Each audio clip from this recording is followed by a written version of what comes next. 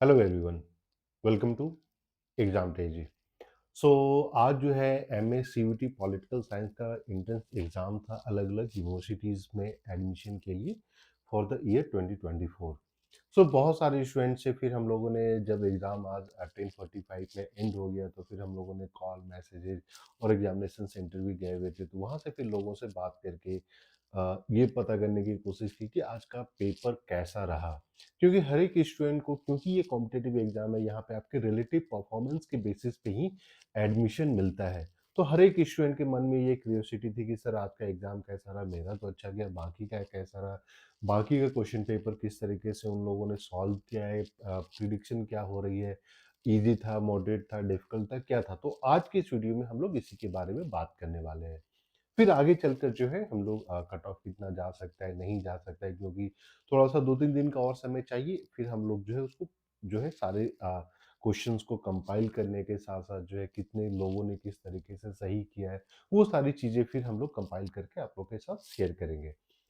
और इन सब चीज़ के लिए हम लोगों ने एक गूगल फॉर्म भी बनाया है, तो आप उस गूगल फॉर्म को फिल कर दीजिए, क्योंकि जेएनयू में डेप्रिवेशन पॉइंट इंपॉर्टेंट हो जाता है, फीमेल कैंडिडेट को अलग मार्क्स मिलते हैं, तो वहाँ से भी हम लोग बता पाएंगे कि क्या आपका जेएनयू में एडमिशन हो पाएगा या नहीं हो पाएगा। ये हर एक साल हम लोग करते हैं, और जिनको जिनको हम लोग बोलते हैं कि आपका जेएनयू में एडमिशन हो जाएगा, उन सभी स्टूडेंट का 90% चांस होता है कि जेएनयू में मिल जाएगा। तो बहुत सारे डेटा पॉइंट्स को कंपाइल करके वो सारी चीज़ें हम लोग शेयर करते हैं। आज के बारे में अब बात करते हैं। जो आज का एग्जाम हुआ है वो मोस्ट ऑफ द स्टूडेंट का जब हम लोगों ने डिस्कस किया तो उनका क्या कहना है। सबसे पहले अगर क्वेश्चन पैटर्न की बात करते हैं, तो जैसा कि आप लोगों को पता होगा,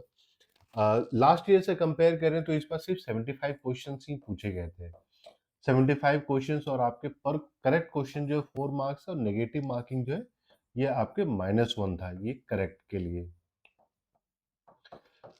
एक चीज जो हम लोगों ने देखा है, जो मोस्ट ऑफ द स्टूडेंट, जब हम लोगों ने बातचीत शुरू की, या फिर मोस्टली वो सारे स्टूडेंट जो हम लोग के classes, study material, test series जो ज्वाइन करते हैं,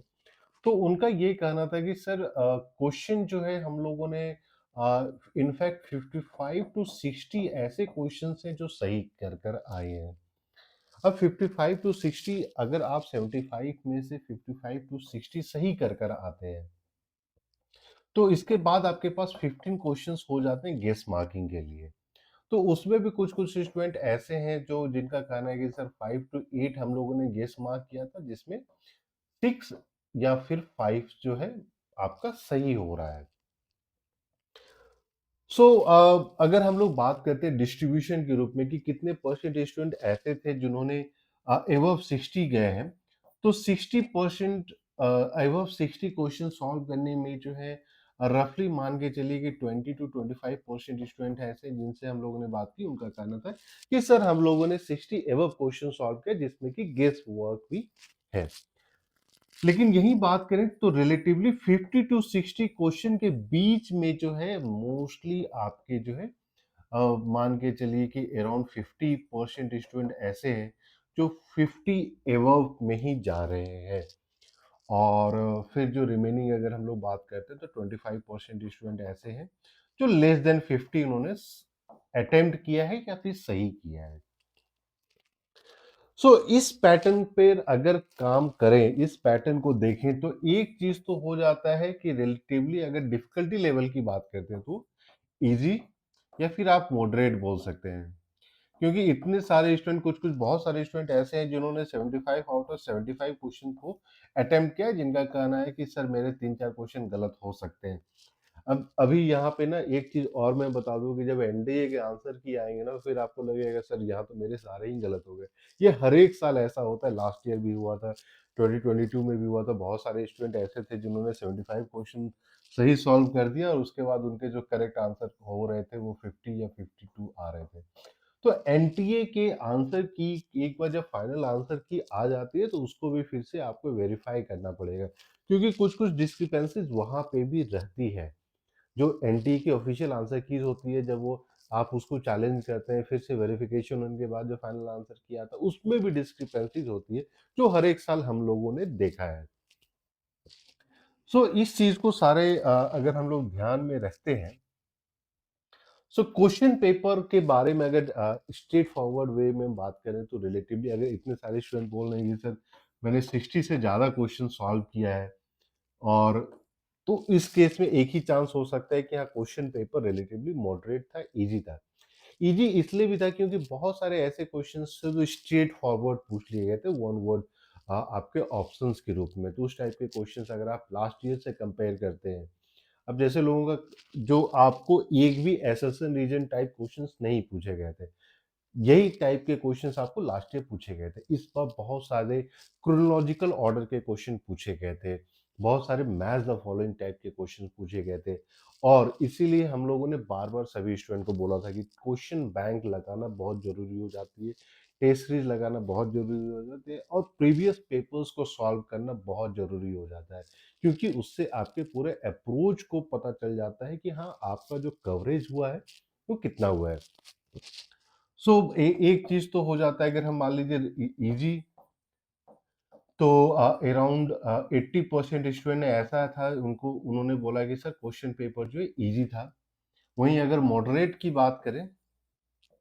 सो यहाँ पे भी अराउंड 60 to 65% स्टूडेंट ऐसे थे जिन्होंने बोला कि हाँ सर मॉडरेट था।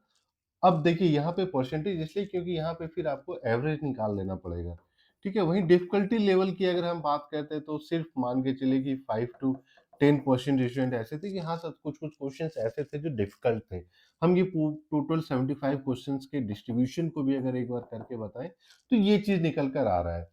तो अगर अब फाइनली हम बात करते हैं कि मॉडरेट कितना था, इजी कितना था, डिफिकल्ट कितना था,